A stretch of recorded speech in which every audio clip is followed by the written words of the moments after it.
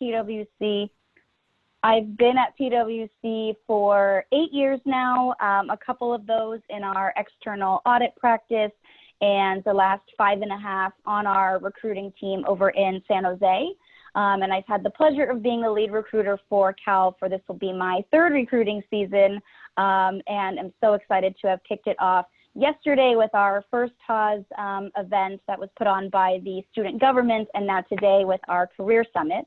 So a little bit about me with these pictures. Cal has been near and dear, as David said, love recruiting Cal students and getting to know all of you. On the left-hand side, we have a large group of alumni and supporters, over 300 of us across the U.S., and the top right is a sample of us when we come to campus for our info session, which we'll still be doing virtually, but definitely miss Mr. Moose and the faculty club there. And then the bottom left is myself with Oski and our amazing firm relationship partner, Jane Allen, who is a Cal alum and really helps me with strategy and getting to know all of you awesome students.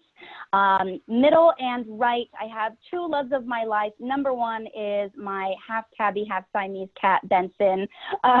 He is definitely a motivator during this quarantine to have a little buddy to be working with. And the other is Ryan, who is my now fiance as of a couple of months ago. So not only am I planning these awesome events for you students this fall, but starting to plan an event for myself via a wedding for next year in 2021. And then one other thing about me, which you'll hear me talk about a lot and I try to incorporate into our recruiting, is our wellness and what we call Be Well, Work Well initiative. So I am all into fitness, wellness, nutrition, and so definitely missing those Barry's Boot Camp in-person classes, but trying to keep those up as I can virtually, because we all need some energy and some non-virtual time these days.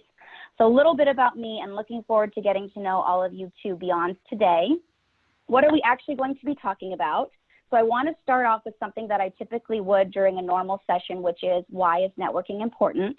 I then will get into virtual networking best practices, as well as the virtual recruiting checklist to keep in mind as you're considering different internship and full-time opportunities, and then leave you with a bit of PwC-specific recruiting and what's next in our virtual timeline. I'll also say that I do have 2 other folks on the line as well that are part of PwC, Isabel and Shannon. Isabel, did you want to unmute yourself and do an intro of yourself? Yeah, definitely. Hi, everyone. Let me turn on my... See me? All right. Yes, we can see you.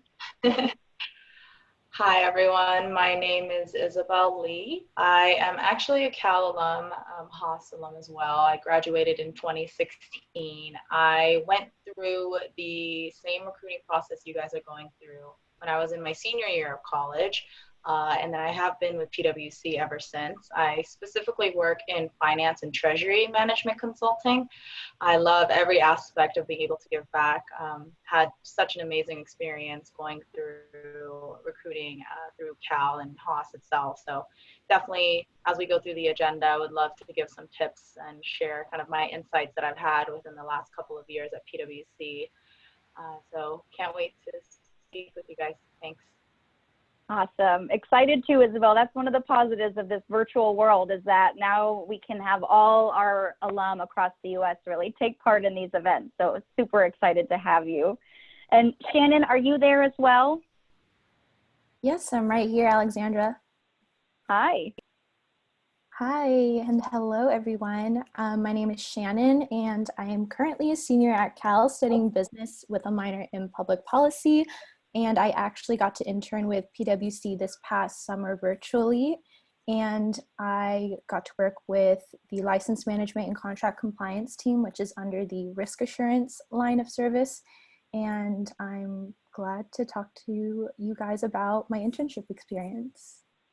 Awesome. Yep. And I asked Shannon to come along because she and I actually met through these Haas orientation activities. And so it's kind of a full circle moment to have her here a year later and be able to share her experience. So thanks, Isabel and Shannon, for joining. All right. So I do want to see, am I able, maybe not. Oh, I can. Okay, cool. So I wanted to make this interactive. Again, this is me learning how to use Zoom, so bear with me. But what I wanted to do is, oops, and now I can't. Aha, okay. I wanted to turn this to you as we start discussing networking and have you all type into the chat why you think networking is important. I'm curious to see what's on your minds as we begin this discussion. So feel free, use the chat. Hopefully I should be able to see it. I have the group chat open. So feel free to share what you think is important about networking.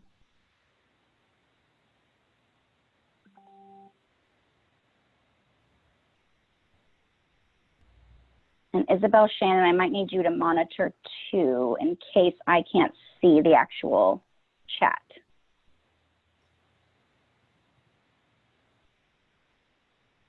Does anyone see? Oh, there we go. Marissa, Oren, hello everyone. Yes, expand your potential professional and personal opportunities. You hit the nail on the head. Yep, learning about different roles and career options. Yes, making those meaningful connections. Yep, understanding the roles that are out there, the people that are working in those roles. Awesome. Access to info. Thinking about your future career. Asking questions, yes, very important. Oh man, Michael, okay, this is a great one too. Building those lasting relationships and finding those mentors. That's awesome. These are all really great, everybody, and exactly what I was going to share as to the importance about networking and how it really is, and we'll get into in a moment, the foundation on which you're going to be building your personal and professional connections that are going to launch you into your internship, your full-time career, and beyond. So whether you are in a virtual environment or in person, the goal is the same, is to get to know people, have people get to know you, and ultimately find that fit for what's working with that current goal that you are looking to achieve. So thank you all for typing in here. You took the words right out of my mouth. So want to share with you a couple of interesting facts that I found about networking that I think will resonate with the group here, in that networking results in an average of 60 to 80% of all job offers. And that stat is not going to change even if we are in a virtual environment, because networking is still going to be happening. So really, again, thinking about who do I need to know, who do I know that I need to know better, and ultimately how do those folks and resources fit in with my ultimate goal of what I'd like to do for an internship and then ultimately a full-time career. So I thought that was a really interesting and powerful stat, and that will not be changing, and there will be a lot of opportunities to network during the fall recruiting season and beyond. And another interesting thing, and I think I saw somebody type this into the chat, but it's not what you know, it's who, and I believe that this person may have put you know, but I think when we talk about networking, we need to consider that it is a two-way street between a student and the career center, student and recruiter, student and professional. So it's also about who knows you. And so when you think about that, you know, when you're in a conversation with somebody and you have, as we mentioned, those really great questions that you want to ask, you want to find out more about the company, what the person does day to day, that is all super important. But I think you need to also keep in mind, what do you bring to the table? What experiences do you want to share? What's important to you? And do the right people know about it? And I think that's another benefit of being in our virtual world, is that there's a lot of platforms where you can get this information out about yourself, from having your Handshake profile updated to your LinkedIn profile and doing some searching for folks that may have a background that resonates with what you're looking for. Building those connections and using the virtual platforms that we have is going to help to have the professionals really know who you are in that way as well. So really take advantage of those tools, especially knowing that we can't rely on those in-person connections as much right now. Wanted to show you too, before I turn over to Isabel and Shannon to get their perspective on networking, this building block picture, which I love to show and I think is so relevant, again, no matter the format that you are networking. And it's just to what you all said in the chat. It is really, again, that foundational building block of where you're going to build not only your professional connections, but also your personal ones, and ultimately your resources that will help propel you through your career and that you can lean on. And I think someone even used the word mentor, which I love. So once you're in that networking mode, you're going to be listening and asking questions and reflecting on yourself to really be able to find those opportunities that are out there that you may already have an inkling you're interested in, that you may know you like the company but aren't sure exactly what area you would fit in most. So that ultimately what we want is, everyone should want, hopefully, once you get out of college or looking for that internship between your junior and senior year, you're getting the job, even the career that you want, instead of just something that's going to pay the bills once you graduate. And once you do get into that internship or full-time role, you're going to continue building those relationships with those that you already met through your recruiting process, your interview process, those that are on your team, those that, you know, are maybe on a different project that you want to learn more about. So you can continue to build knowledge about not only what you're interested in, but where your strengths will really align as you move along and build your skill set in your career. And what that's going to do is increase your career options so that, you know, you can really develop, that you can progress in the way that's going to work best for you, where you're going to continue to find purpose in what you're doing. And in that, you're creating that supportive community of cheerleaders who's going to help you increase those career options, have an ear out for you when a position comes up, so that ultimately, and I know I keep saying it, but the goal is to shape that long-term success and satisfaction. Easier word is happiness, right? Because if we're doing this, you know, 8-9 hours a day, day in and day out, we should really find purpose and meaning and excitement in what we're doing. Otherwise, it's just not worth it to pursue. So wanted Isabel and Shannon as well to have a chance to share, you know, how have you found networking to be foundational for you both, whether it's been in your recruiting process or in your internship, or then ultimately in your full-time career at PwC. Isabel, did you want to share first? Yep, I can definitely kick it off. So I would say like networking is 100% kind of what I attest to how I actually got my job at PwC. I mean, I think most people at the time with my fellow classmates already had internships, but I kind of took that other route of, in my senior year, I decided, okay, there's something different that I wanted to do. So I took it upon myself to really go full-fledged with the networking. I think I attended almost, if not every single PwC event. I, you know, did the work of making sure that I followed up with everyone that I spoke with and made sure I had meaningful conversations. I think with networking, the one advice I wanted to be able to give everyone here is that, yes, networking is extremely important, but I think what's even more important is making sure when you're networking that it's fruitful in the conversation, and then you're kind of not just doing it for the sake of doing it, but you're really thinking about, okay, what do I want to learn, and how do I want to establish this connection that I'm going to have with a recruiter or with somebody from the career center. You really want to think about and take a step back and think to yourself, okay, what do I want to get out of that conversation when I'm speaking with that person? What are the key questions that I want to get answered and make sure I get answered, so that I can have a meaningful conversation. So I would say that is, I remember probably before every single kind of event that I went to or someone that I discussed, I used to always write down on a note, okay, these are the key things I want to know.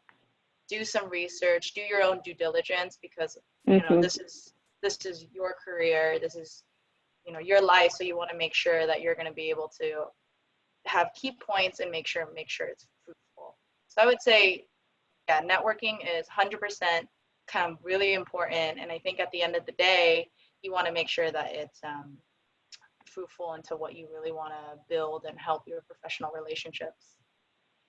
Yeah, I love that, Isabel. And that actually, and Shannon, I will definitely have you share right now, I promise, but this goes into this next slide perfectly. And I know you're using the word fruitful. I like to say these conversations should be meaningful and really open a window into who you are.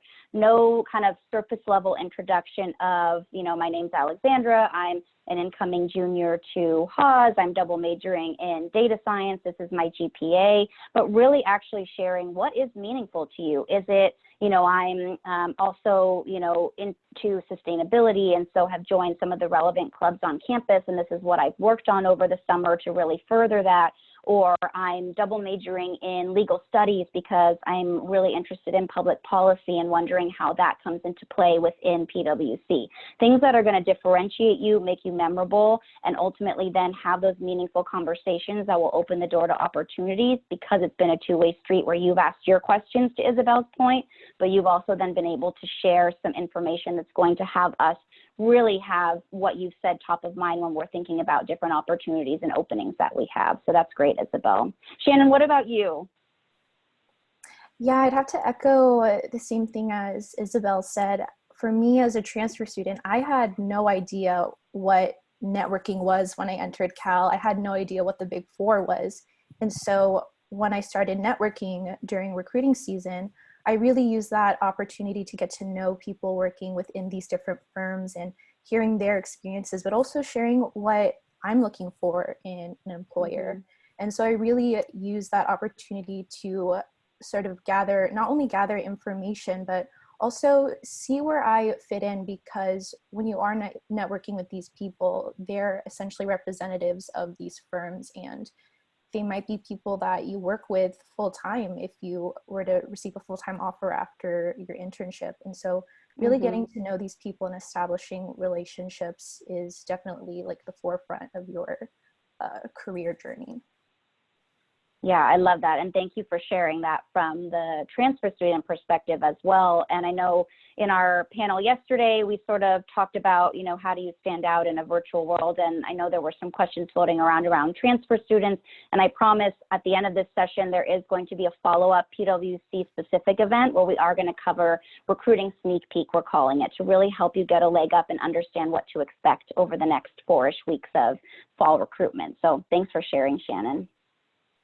Okay, so when we move into now this virtual world, I actually kind of created these slides from an article that was written by our US recruiting leader at PwC, and there were some 3 main points in there that I wanted to drill home when it comes to virtual. And again, a lot of this we probably would be saying in an in-person environment anyway. There's a few nuances that will tailor to the virtual world. So I think first and foremost, and you've already probably experienced this, you know, in the last 6 months of us being, you know, full-fledged in this pandemic, but being human first, leading with empathy, leading with grace for yourself, and I think above all, through it all, really being yourself and having your genuine, authentic self come through in the interactions that you're having with professionals. And I know it seems like it's a barrier because you're not right in front of the professional, understanding, you know, eye contact, body movements, those nonverbal cues. But trust me, if you're practicing yourself in how you want to come across and how you want to be engaging and then be engaged in what's being said, it really will stand out in this, you know, virtual environment because we're adapting. So I think above all, really thinking about what do I want to project to these professionals? How do I want to have my eye contact? How do I want to be dressed? What's going on in the background? And then being upfront about any distractions or things that might stand in the way of what you would think would be a perfect event, right? And that's the same with the professionals too. They're pretty honest about, you know, oh, my kid's just running through the screen asking me a homework question, or my cat is walking across my computer, or my roommate might come in. Really being upfront about things that might happen during a networking conversation, I think is gonna be a big stress reliever, as well as keep the transparency going between those parties that are networking. So I think when you see that one bullet point, don't let technology stifle your personality and your authenticity. And I think being intentional about developing your presence in virtual settings is really important, and something that, similar to what, you know, Isabel said in the in-person world, is going to take a little prep work. I think everything is going to take some organization and lead time to feel like you're fully prepared no matter what network setting. This one just is an extra step of, again, practicing how close you are to the camera, how do you come across when you're sharing your story, and what distractions might happen that you should, at the get-go, let the networker know. But again, we all are leading with grace here and empathy for, you know, the situations that might be going on. So please don't hesitate to communicate something that may be stifling what you would think would be that perfect networking experience. And I think just as important from the virtual standpoint is, you know, having an elevator pitch. So this is something I would talk about in a normal world as well. But when you think about what that virtual presence looks like and the actual conversation that's happening, because that at the gist of it is really what everybody's taking out of it is, what is the student telling me about themselves and what they're interested in? And then what are they asking me about my experience, and what do they care about when it comes to my firm and, you know, what we have to offer? So I'll go through this, you know, fairly quickly because I do want to hear Isabel and Shannon's perspective on elevator pitch. But thinking about these questions as you are, you know, doing your research on not only the company, but then what do you want to share about yourself, and how do you see that standing out when it comes to you applying to that firm? So really, you know, who are you, strengths, passions, purpose, what do you do that reflects that? And why do you do it? Why are these things important to you? Who are you doing it for? And do they get value from it, right? So in all of this, I think it's really weaving a story. That's what I like to say, and that's how we have conversations with folks. That's how we interview folks. We want to hear your story and what your experiences, how your experiences have shaped you, your interests, and why you're pursuing something with PwC or wherever it is. I think to keep in mind that it should be pretty short. Again, we said the usual, you know, major grade level, that's all great, but what are you going to talk about yourself that's going to leave that impression, and also really keep that dialogue interesting and engaging from both parties, so that differentiated, authentic, you know, description of who you are. I guess, Isabel, Shannon, any advice or when you were kind of going through this process, or even now when you're introducing yourself to professionals, whether it was the internship or full-time, that we can share with these students of how to prepare? Yeah, definitely. So I think kind of this slide is very key in terms of the questions that you want to ask when you're kind of developing your own elevator pitch. I think I would honestly screenshot this and save it on my own desktop if I will, because I remember when I was trying to figure out and navigate through on what story do I want to tell, I couldn't really figure out what questions I wanted to, you know, get answered. So you guys having this resource to have it right up in front of you is fantastic. So I definitely encourage everyone to write these down, screenshot, do what you can to remember these, because these are very foundational questions that you want to include in your elevator pitch. I think for me, when I think about my elevator pitch or when I speak with other individuals, something that I always try to do when doing an elevator pitch, whether it's in person, I mean, now it might be virtually, or even in an email, just whenever, is always making the end portion of the elevator pitch something that's actionable. So it would be asking, oh, after, you know, this is who I am, this is my story. Can I get maybe 30 minutes of your time to discuss in the future? Because in that way, you're not making it dead end where you're just telling someone who you are, but you're also kind of putting some, you know, action on their part to say, oh, okay, you want to talk for 30 minutes, let's continue. And I think that goes back into networking as well, because it goes hand in hand where you're creating an additional dialogue for yourself to get to know that other person and network more. So I would say that these questions are definitely on point and very key. Want to suggest you follow up with some type of action for the other person, so that way you can keep the conversation going. And again, yes, it's elevator pitches are meant to be very short in length. You definitely don't want it to be going on and on and on, because then, you know,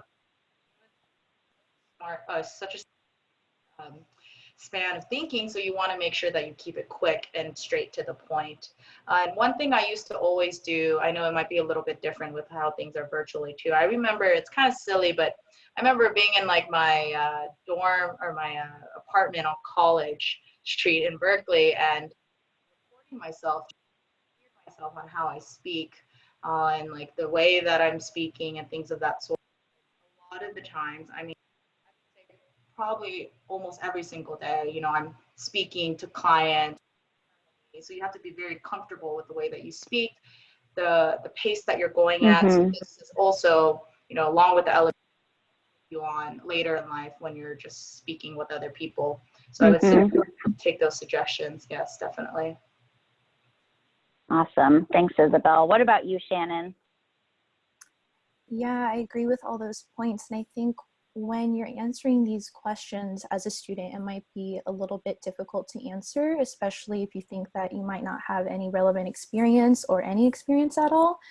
But I do want to emphasize that these recruiters and employers, they want to hear your story, and everyone has one, right? And so really take the time to sit back and think about the experiences you had, what you learned from them, and what sort of value you want to bring to these different firms is really important to ask. And it's also really important as a student to recognize that, you know, it doesn't matter what experience you have, you probably have learned something very valuable, whether it's working as a waitress for a restaurant and retail. Every experience you have it matters, and it shapes who you are, and that's a very important story to tell. Oh, I love that. Yes, all work experience can be relevant experience. I think it's just really right. Looking inside, thinking about what you learned, checking, you know, the websites of the firms and saying, hey, this seems to kind of be something that you would do in a team at PwC, and I have experience with that. So let me add that to kind of my, you know, bullet points of what I want to make sure I share when I talk to them. So that's great, Shannon. Awesome. Okay, let's get into tip number 2. And I promise, I know we're running out of time, so I will go through these here to make sure you at least know what our 3 top tips are. So the next one is really taking ownership of your experience. And I know we saw a lot in that chat about the importance of asking questions and really digging into what a day in the life is like, from the work that somebody does to extracurriculars that are offered to initiatives that the firm supports. And so with that, take initiative. I think what will make a networking experience a lot more enjoyable for both parties, again, is if you take that time to do the research and understand what the offerings are of the company, understand the, you know, general baseline of what that means to be in advisory, to be in assurance, to be in tax, and then come to the conversation already having some of that knowledge and being able to connect the dots somewhat to the experience that you have and where you think that might come into play with the open opportunities at somewhere like PwC. Because coming at somebody with the question of what is PwC, what is advisory, this is my major, can you help to find the right place for me? That is a bit of a turnoff, because that means that you haven't done your due diligence to really understand what is out there, to really know what, at least again, baseline, what each of these different offerings entails. And it makes our job a lot harder to really get that meaningful connection with you if we're the ones that are talking most of the time. So again, networking is a two-way street where we want to share information with you, but you need to do that, you know, leg lifting on the front end of at least having some knowledge of where you think these things might align and what you're interested in. I think a lot of these things on here too, you're probably used to when it comes to interacting with your club, interacting with the classroom, but knowing your audience, right? So what attire is necessary. Usually the recruiter will still tell you, PwC, we've adopted really come as you are, appropriate casual, because we want you to feel as comfortable as possible in these, you know, at first somewhat awkward situations, which we hope you won't feel by the end of our process. But again, having that list not only of questions that you want to ask, but back to the elevator pitch of what you want to make sure comes across during the conversation about you. Because as Isabel said, you're going to start off with an intro, but then you can weave in those other points as you have your conversation and really dig into what is meaningful and differentiating about yourself. The third thing on here is not so much networking related, but I think really important as you think about differentiating yourself based on what's been going on, you know, with the pandemic and the different way that we are working and conducting ourselves, in going all in on the digital experience. And PwC for the last 3 years has been upskilling all of our professionals, even before all of this, where we're learning how to run Alteryx workflows, Tableau data visualizations, running bots and even building them to make our work more efficient, our teaming and our our client experience differentiated and more efficient. So be a trailblazer, or think about how you've been a trailblazer, especially as it relates to this time during the pandemic, right? How have you been agile in terms of maybe losing an internship experience, but still, you know, maybe upskilling yourself through LinkedIn Learning, through Coursera, through the PwC Digital Fitness app? How have you made an impact in your communities? What internship experience did you have that you weren't able to accomplish? Really just make sure to lay it out, all out on the table, so that we are understanding and, again, leading with empathy in what's going on in your situation, which can only then help to, you know, that can be a positive in terms of then how you can be a fit for opportunities that may not have been in your wheelhouse at the get-go, because you've taken the chance to learn a new skill or upskill yourself in some way. Okay, I want to, and I know we've got a couple minutes left, but wanted to show you this fall recruiting checklist so you can sort of think about what fall will look like virtually. Connecting with your recruiter. So when I say recruiter, yes, I am the formal recruiter, but Isabel, Shannon, our 300+ alumni and supporters are also recruiters that you will be getting to know during this process. So to Isabel's point, when you're connecting with them, have an action item for them, or you know, to stay connected with them, or to ask about a specific other industry or professional that they could connect you with based on your conversation, and know that I'm not only the recruiter that you'll interact with, there's a lot of other folks that you'll meet along the way. Use David, Karen, the Career Center as well. They host amazing events like this that are definitely going to help you navigate this situation, and there's so many that PwC helps to be involved in as well that we don't only host. Make sure all your profiles are updated, LinkedIn, Handshake, Piazza, and have a second pair of eyes to make sure that you're not missing anything. So whether they're your club members, peers, Career Center, how can you stand out on paper or virtually? Get involved with clubs. A plug for PwC, say yes to at least one of our events, because we'll have some pretty awesome hosted events the next couple of weeks. Stay connected, and then visit our PwC website for more information on our open opportunities that will be posted on Friday, to videos of the work that we actually do, to the digital upskilling initiatives, all that good stuff. And then the last thing that I'll say too, and then I want Isabel and Shannon to be able to close it out with their final piece of advice, but our PwC recruiting app is a really great tool so that you'll know what events are happening or where we'll be at Career Center events, all of that good stuff. It hasn't yet been updated for this fall, but if you want to take a picture or a screenshot of this, we have a PwC app designed specifically for our Cal recruiting efforts, and that will be updated next week and have a lot of really good information on it, from events to our professionals to how to apply to what open opportunities there are, all that good stuff. So make sure you take a screenshot of this. And then the last thing I wanted to share is that we do have an upcoming event where we'll continue this conversation. I'm calling it our PwC Recruiting Sneak Peek. And I want it to be designed to happen before the semester starts, because we're not able to be on campus and host office hours, as a way for me to really dig into all things Cal recruiting with PwC. From our event schedule to the positions we're recruiting for, we'll talk about resume tips, especially as to how to frame your experience during the pandemic. We'll have some professionals, some former transfer students, former interns, so that you can really get a good picture of how to successfully recruit with PwC and other firms as well during the fall. And you can RSVP by scanning this QR code. So I'll leave this up for a moment while Isabel and Shannon will give us their last pieces of advice when it comes to recruiting, and even maybe something that you've learned that's an effective way to virtually recruit, before we let these folks go to their resume review. Isabel, did you want to share first? Yeah, thanks, Alexandria. Yep. So I think the fall recruiting checklist was definitely on point. I think if I can summarize and what I would want to do as a key takeaways is really that this is, I mean, it's kind of cheesy, but this is really, right, this is your life, this is your career trajectory. Only you are going to be able to really fulfill it in the way that you want to.